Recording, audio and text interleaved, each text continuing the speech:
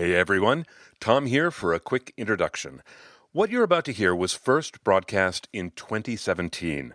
It was the second in a two-part series about leadership versus management. The first episode in that series was last month's rebroadcast. This episode specifically focuses on what leaders say versus what managers say. Look, you can call me a nerd, but breaking down communications like this, to me, is like treats to a dog. There are a lot of ideas flying around in this episode. We've created a tool to help you keep them all sorted and make them practical. The tool lives on the Essential Communications website. It's essentialcomm.com. All of the tools, including this one, are in the Essential Tools bin. Please help yourself. Okay, back to 2017. Enjoy the show. Welcome back to The Look and Sound of Leadership, an ongoing series of executive coaching tips designed to help you be perceived in the workplace the way you want to be perceived. I'm Tom Henschel, your executive coach, and today we're talking about the sound of leadership and management. Reiko and I were exploring the differences between leadership and management. During our conversation, she wondered whether the two actually sound different. I said to her, "You seem pretty comfortable in both camps, Reiko. Does your version of leadership sound different from your version of management?" She gave a sad laugh. "Yeah. When I think about management, I think of barking. Do this, do that, bark, bark, bark, bark, bark." "You're serious?" I asked. "Dead serious. You remember we said management exists to address complexity?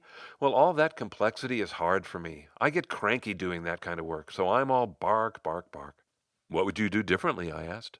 "Oh, you're going to put it on me, are you?" She gave a sigh and stopped to think. I loved Reiko's willingness to think without knowing where it would take her. She said, "So we're trying to manage complexity, right? Here's one. I would run my meetings differently." "Differently how?" I asked. "We get off topic. Oh, it's horrible for managing complexity. You can't get anything done."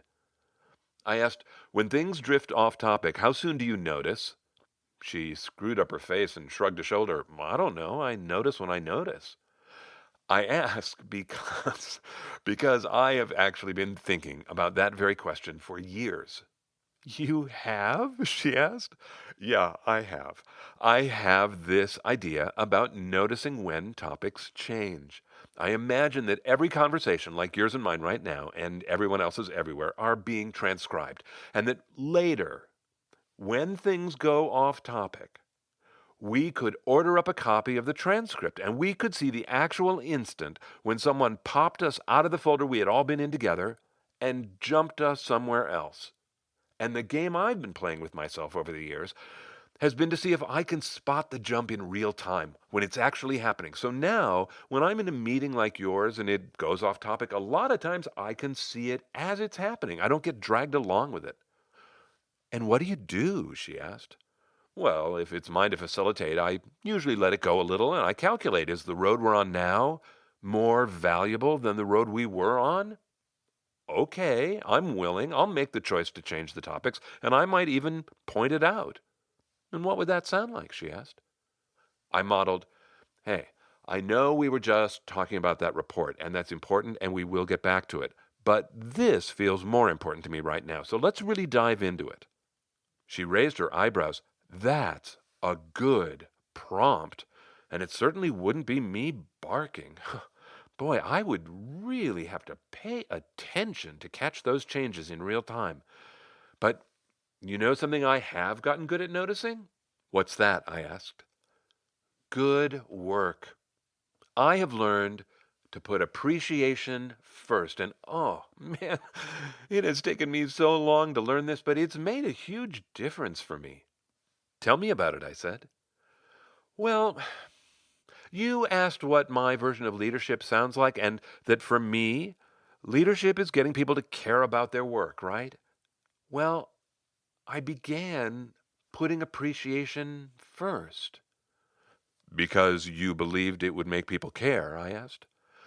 She nodded yes, looking for words, and then breathing out, she said, I review work all the time, in meetings, at people's desks, at my conference table. I am always reviewing work. And I used to approach reviewing work as if I wasn't doing my job unless I was the super detective finding all the flaws. So that's how I looked at the work. I was finding the flaws, and all this other stuff that's not a flaw, all this good work, why would I talk about that? But I realized that if I wanted people to care about their work, I had better talk about all the things that weren't wrong. And once I started looking, it's not like I had to make stuff up. There's plenty of good work. I began talking about those things first, and it's made a big difference. I asked, were you right? Do people care more about their work now that you're putting appreciation first? Maybe, she said. There's something else I know that I do to make them care about their work. What's that? I asked. I'm not sure what to call it. It's like laying out a map for people. She gestured as if smoothing a sheet, and then she said, I remember in one of my early jobs, I was doing okay, or I thought I was, and my boss, who was about my age, but she'd been there way longer, she sat me down one day and she explained our work to me. She explained what the company really did and what the different divisions did and how our work fit into all that. She gave me the whole layout of what was going on around me. And it was like suddenly flying over a forest that I had been stuck in. Everything changed for me after that. I felt like I was smarter. So what does that sound like for you now? I asked. Well, I try and do that for others. I try and lay out the map. So I am very intentional about passing information. My peers know a lot about what goes on over here, and I pass information up to Scott from my team meetings. She was referring to her boss. And I pass information from his meetings down to my folks. Well, people don't always think of passing information laterally, I said admiringly. Well, it's to my benefit if I can lay out a map for my peers too, right? I agreed it was, and then said, that idea of passing information downward to your team, I often use the analogy that the leader is up in the crow's nest of a tall-masted ship. Being way up there, up above the deck, she can see to a much farther horizon than anyone else. So her view is special. And I say, don't assume anyone else can see your horizon. You have to tell them what's out there or they won't know. And they want to know what's out there. They're better when they know what's out there. Right, said Reiko. I'll go you one better. Oh, good, I said. Telling them about the horizon is important, yes, but that only tells them where they are on the map. You also have to tell them why. If you don't tell them why they are where they are, then the where doesn't become important enough for people to care about. Well said, I said. So, she said, leaning back with a smile, what does your version of leadership sound like? I took a breath, deciding which skill to talk about first. Well, if leadership is about change, which never ends, Reiko threw in, and if it's also about how people feel, here's an idea. This is something I would like to hear from more leaders. Open-ended questions. Really? She asked. Why?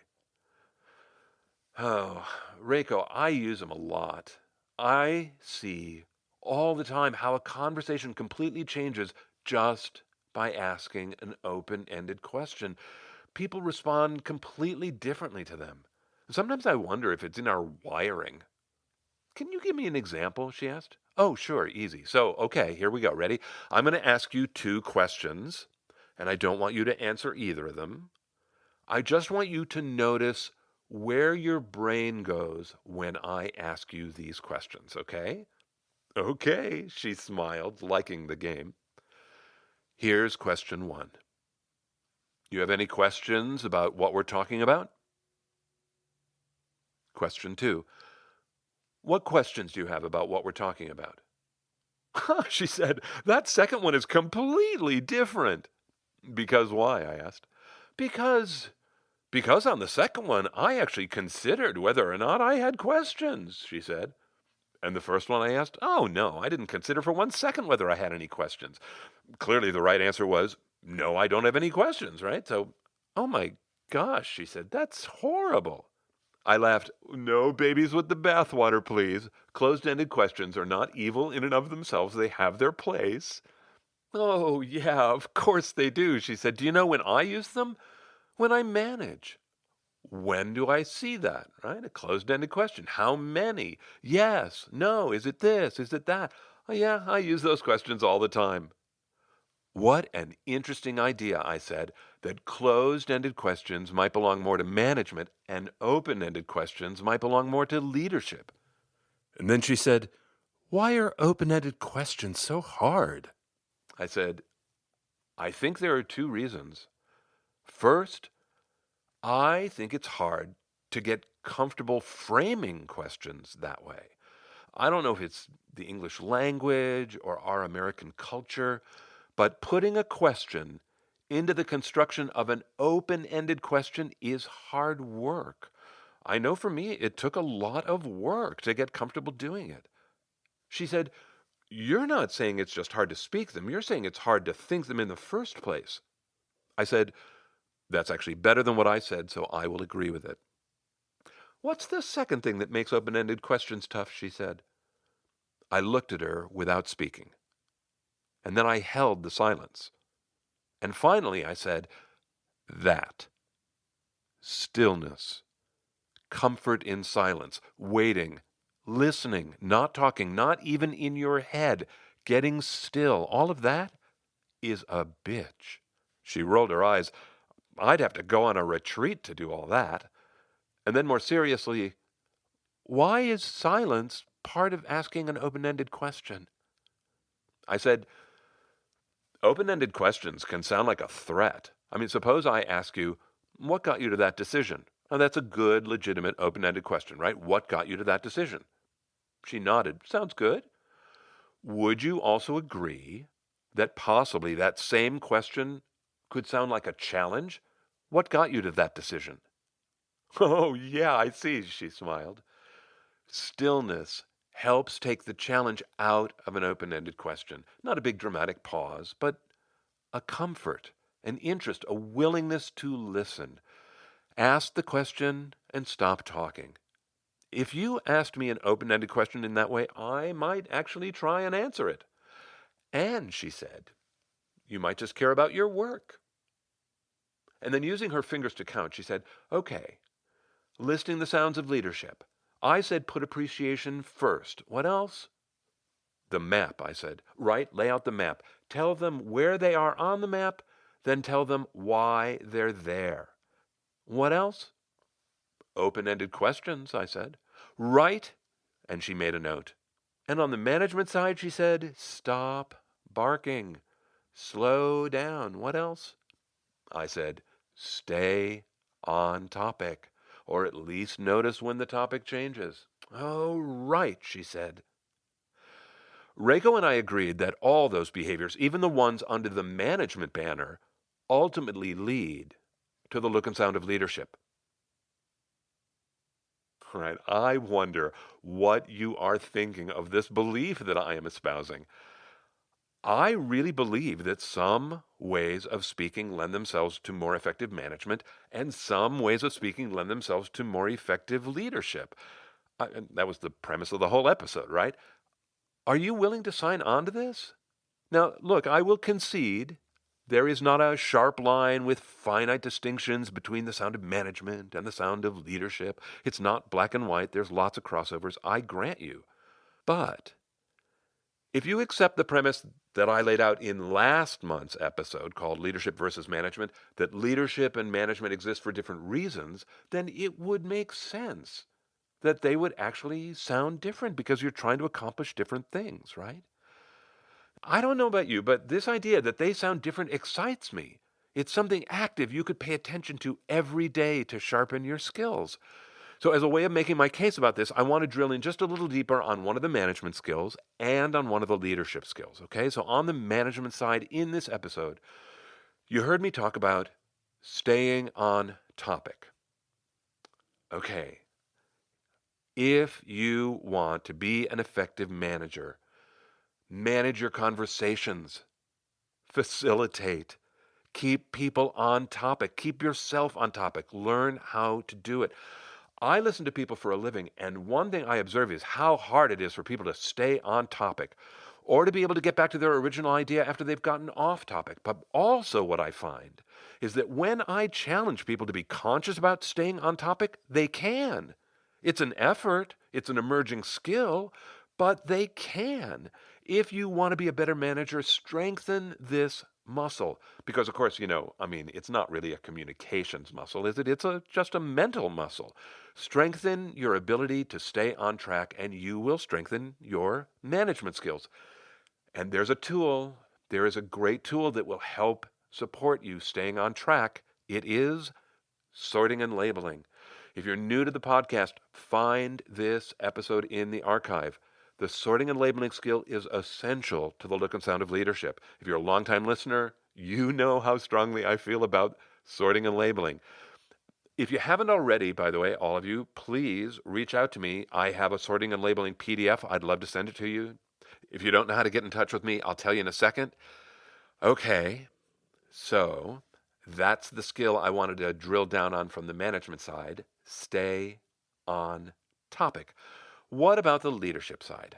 I will tell you, but first I have to send some love to folks who posted reviews in iTunes this month.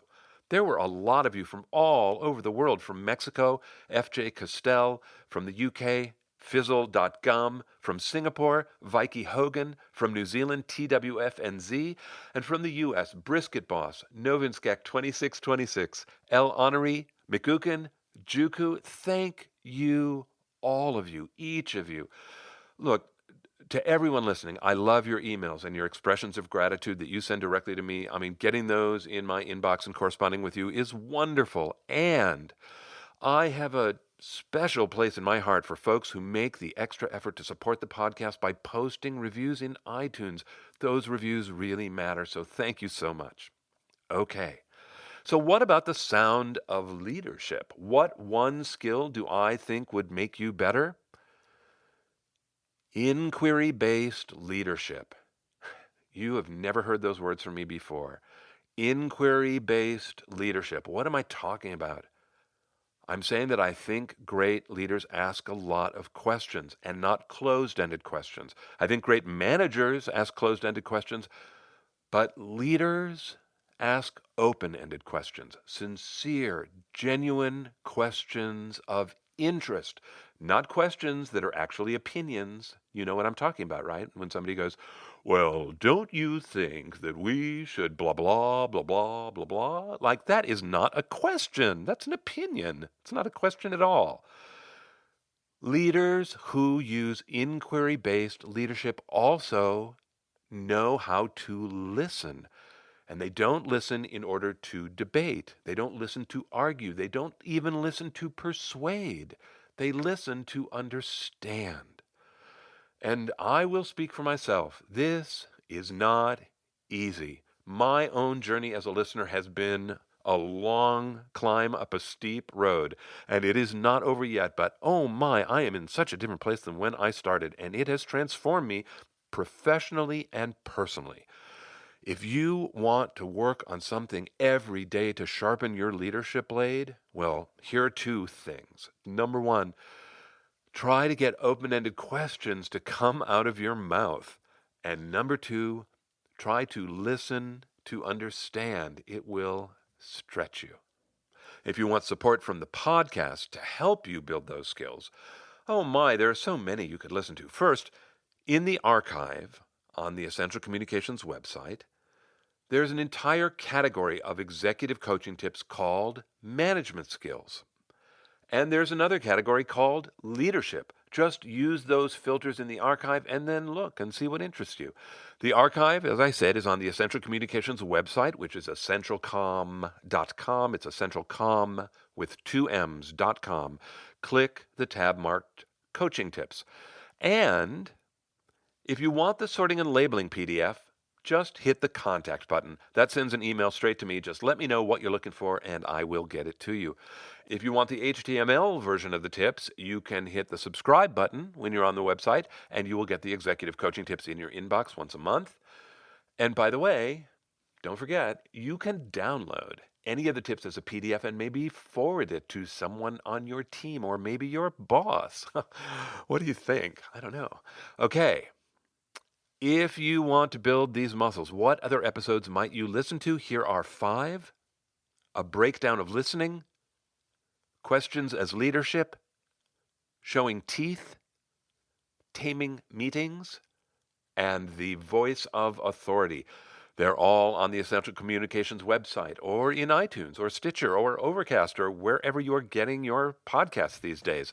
Help yourself. That's it for me. Until next time, I'm Tom Henschel. Thank you so much for listening.